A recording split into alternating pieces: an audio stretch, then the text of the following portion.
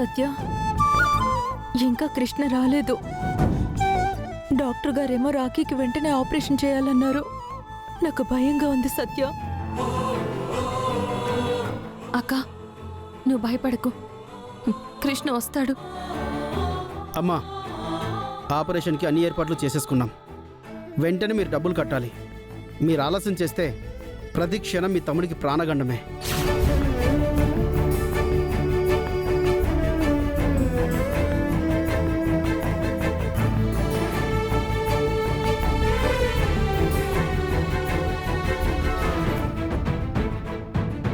సత్య, సత్య,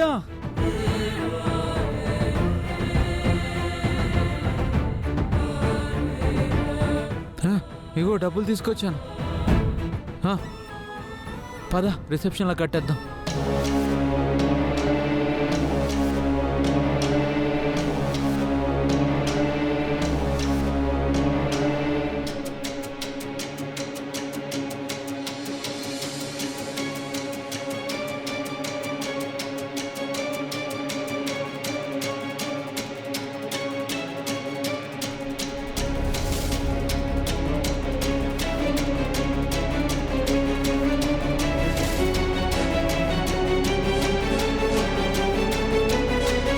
doctor గారు, మా తమ్ముడికి ఆపరేషన్ సక్సెస్ అయిందా? ఇప్పుడు ఎలా ఉంది? మీరేం కంగారు పడకండమ్మా. మీ తమ్ముడికి ఆపరేషన్ సక్సెస్ అయింది.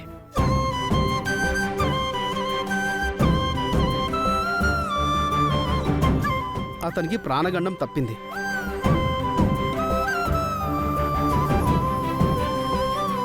మీరు నిశ్చింతగా ఉండొచ్చు. మీ తమ్ముడికి ఏమీ కాదు. డాక్టర్ గారు, మేము మీకు చాలా రుణపడున్నాం. మాదేముందమ్మా, మీరు టైంకి డబ్బులు తీసుకొచ్చారు. మా డ్యూటీ మేము చేశాం. మీ తమ్ముడు సేఫ్ అయ్యాడు. Thank you thanks doctor.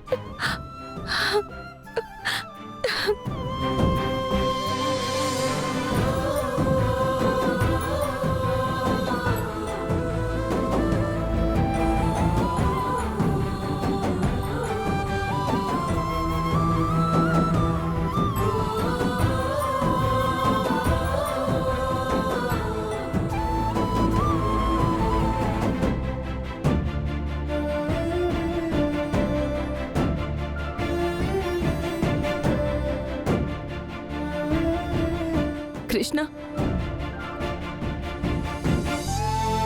నువ్వు ఈరోజు నా తమ్ముడిని కాపాడావు. నీకెలా థ్యాంక్స్ చెప్పాలో నాకు అర్థం కావట్లేదు. సమయానికి నువ్వే గనక ఆ డబ్బులు తీసుకొచ్చి కట్టకపోయి ఉంటే నా తమ్ముడికి ఏమయ్యేదో ఏంటో.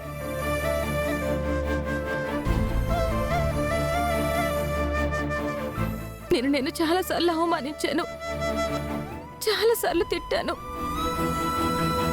కానీ నువ్వు అవేమీ మనసులో పెట్టుకోకుండా నా తమ్ముడు కోసం నాకు చాలా పెద్ద సహాయం చేశావు కృష్ణ.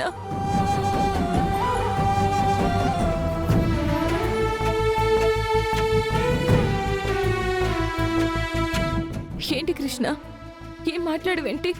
ఏమైంది సత్య, నువ్వేనా ఇలా మాట్లాడుతుంది? ఎప్పుడు చాలా కాన్ఫిడెంట్గా, చాలా కంట్రోల్గా మాట్లాడే సత్య ఇప్పుడు చిన్నపిల్లల్లాగా ఏడుస్తూ నాకు థ్యాంక్స్ చెప్తూ ఇలా కొత్తగా మాట్లాడుతుంటే అసలు నువ్వేనా మాట్లాడుతుందని నాకు డౌట్ వచ్చి చూస్తున్నా. సత్య, నువ్వు కోపడినా బాధపడినా అస్సలు బాగోవు. ఎప్పుడు నవ్వుతుంటేనే బాగుంటావు. నువ్వు ఊరుకో కృష్ణ. చాలా థ్యాంక్స్ కృష్ణ. నందిని, మనలో మనకు థ్యాంక్స్ ఏంటి? నేను ఆపదలో ఉన్నప్పుడు మీరు నన్ను చాలాసార్లు కాపాడారు. చెల్లకి చెల్ల. అయ్యో మర్చిపోయాను, అక్కడ లహరి పాప ఒక్కతే ఉంది.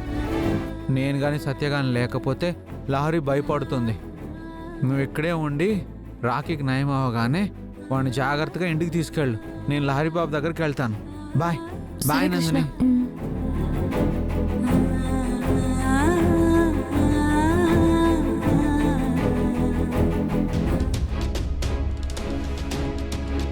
నిజంగా తోటమాలి డబ్బులు తీశాడంటే నమ్మలేకపోతున్నాను అనంత్ గారు. ఈ రోజుల్లో ఎవరిని నమ్మకూడదు. దొంగతనంగా డబ్బులు తీసుకెళ్లాడు. అది నాన్న వాళ్ళు చూశారు కాబట్టి సరిపోయింది.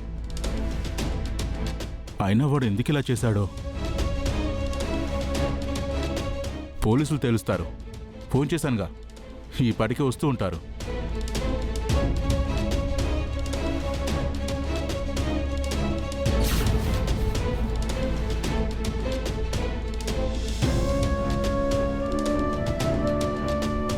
అదిగో పోలీసులు వచ్చేస్తున్నారు. రండి సార్. మీకు కాల్ చేసింది నేనే సార్. ఏం జరిగింది? ఏం లేదు సార్, మా ఇంట్లో పనిచేసే తోటమాలి మాకెవ్వరికీ చెప్పకుండా మా ఇంట్లో డబ్బులు దొంగతనం చేశాడు. ఆయన వివరాలు ఏమైనా చెప్తారా? వివరాలు ఎందుకు సార్? వాడే ఇక్కడికి వచ్చేస్తాడు ఇప్పుడు.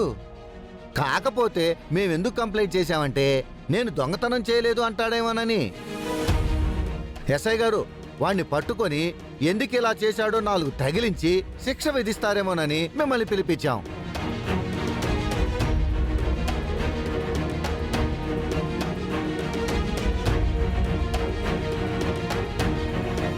అదిగో వాడొస్తున్నాడు.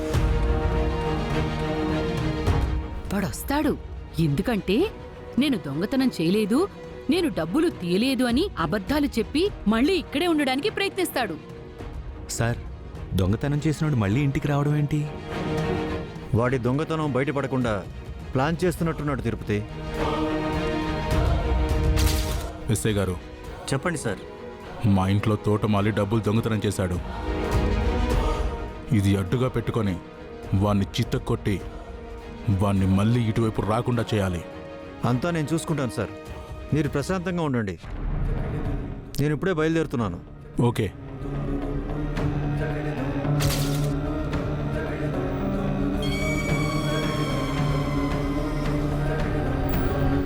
ఏరా, ఇక్కడ పనిచేస్తూ ఈ ఇంట్లోనే డబ్బులు దొంగతనం చేస్తావా? లేదు సార్, నేను ఆ డబ్బులు ఎందుకు తీశానంటే ఆపరా. దొంగతనం చేసిన ప్రతివాడు ఏదో ఒకటి చెప్తూనే ఉంటాడు. రా పదా.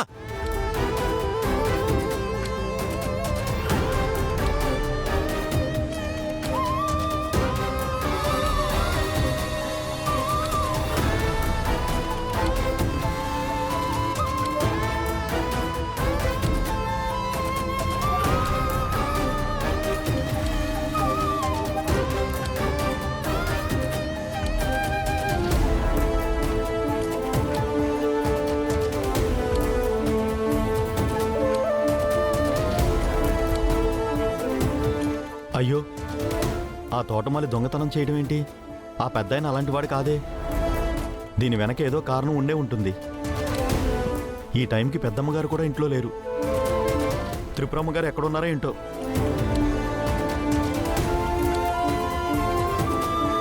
హలో అమ్మా, నేను సీనుని మాట్లాడుతున్నాను.